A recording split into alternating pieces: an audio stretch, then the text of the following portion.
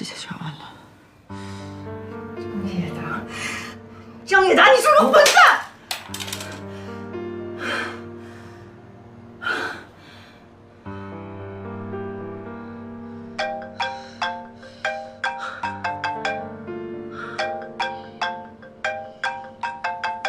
不行，不能要这个孩子。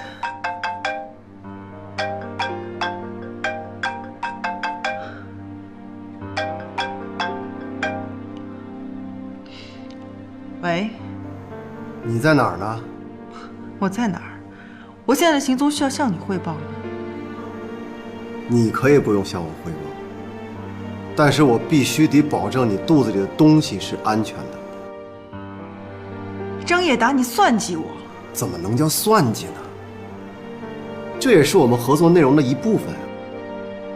你能不能进顾家，全都靠你肚子里这个东西了。合作？你现在跟我谈什么合作？我现在肚子里怀的是你的孩子，我怎么进顾家？你当顾西城是傻子？他就是傻子，所以你大可以放心。